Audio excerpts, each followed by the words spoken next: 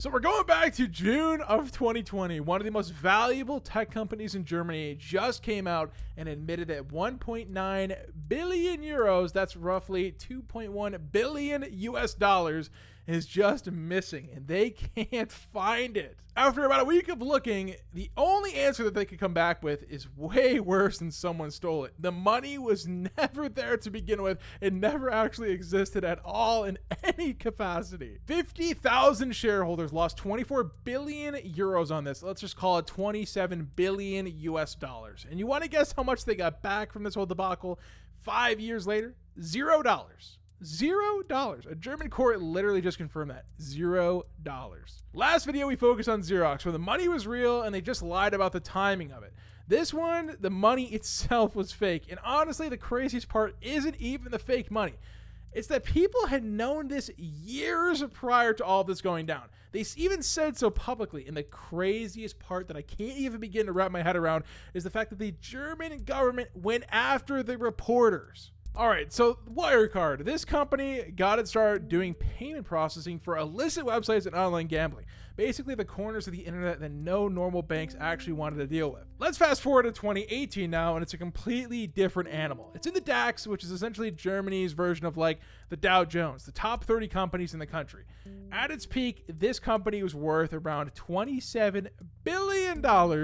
And for a minute there, it was worth more than Deutsche Bank, which is the largest bank in Germany. And it's just a simple payment startup. SoftBank even threw in about $1 billion, and analysts absolutely ate it up. Germany finally had its big tech success story, and the numbers were gorgeous. Revenue was up year over year, profits up year over year. They never had a bad quarter, which if you watch the Xerox video from the last video we did, yeah, this is the part where you should start looking in a little closer. So this is how Wirecard works based on what prosecutors have told us. Wirecard really had two main businesses. There was the real one, which is the processing payments in Europe, real merchants, real money. Also, by most accounts, not very profitable, not very good, pretty bad business. And then there's the other business. This is where it gets sketchy. In countries where Wirecard didn't have a license, they had partner companies. For example, in Dubai and Southeast Asia, supposedly processing payments for them. And this business was incredible on paper. We're talking roughly half of all the revenue, and the majority of the profits for the company came from these partner companies. This is where it starts to get sketchy. All the money from that amazing partner business, it didn't sit in the Wirecard bank accounts. It sat in an escrow account in the Philippines, managed by a trustee. At least that's what they claimed. Think about what that setup means for a second. The best part of the company is a part that literally nobody can see. And the cash that proves it's real is the cash that nobody can touch. Anytime someone asks a hard question, there's one answer to it. Oh, it's with the trustee. It's in the Philippines.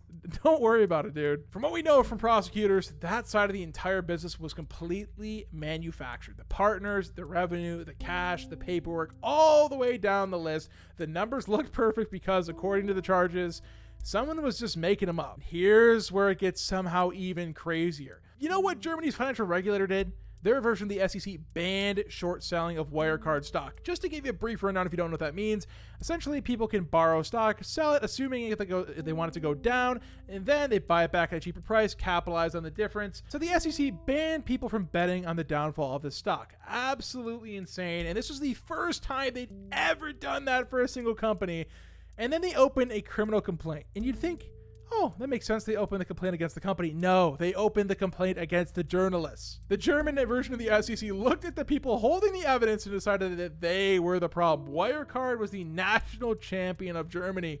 Obviously, the foreign press was just attacking it. The headline said Wirecard was the victim. But just like Xerox, the math never changed. In 2020, the pressure got bad enough that Wirecard brought in KPMG to do a special audit, and KPMG came back saying, we can't verify this partner revenue. Then EY, another accounting firm, the regular auditor, who, by the way, had been signing off on these books for about a decade, finally asked the banks in the Philippines directly, hey, can you confirm this 1.9 billion euros exist? And this is where it all crumbles. The banks respond, what accounts? Those documents are completely fake. We're now at June 18th, 2020. EY, the accounting firm, refuses to sign the annual report. 4 days later, Wirecard puts out a statement admitting that the money probably doesn't exist, their words.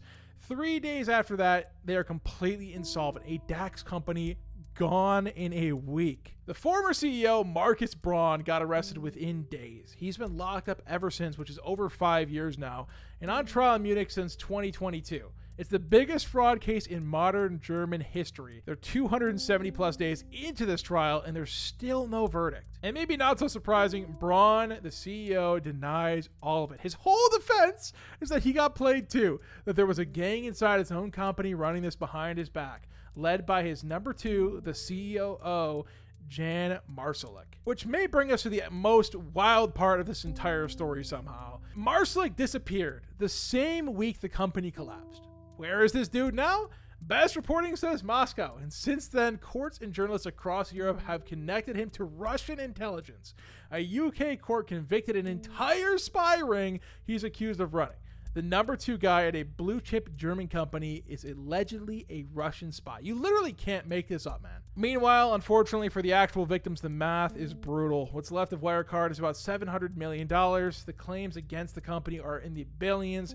And Germany's highest court ruled that shareholders are at the very back of the line. $27 billion in company value lost. Nothing is coming back. We still don't have an exact final verdict on Braun. It's still coming, still running through the German courts. But when we do, I will definitely leave a comment on this video. Absolutely insane. This guy is still on the run in Russia. Plenty of information out there about him if you wanted to look him up. Absolutely crazy that he was a Russian spy. But hopefully you enjoyed this story. If you have any other stories that you want me to make a video about, please let me know in the comments. I absolutely love reporting on these. And before I end the video, just a reminder that we have moneyforks.com, absolutely free tool website. You can plan out anything from renting and owning a house, your retirement, savings rate, paying off debt, home affordability, building a personal budget, deciding between retirement accounts. The list goes on and on. If you don't know where to start, there's also a path where you can go exactly down step by step to see what you need to do to better your financial future. Go check it out. Link will be in the description. Thank you for watching, and I'll see you in the next one.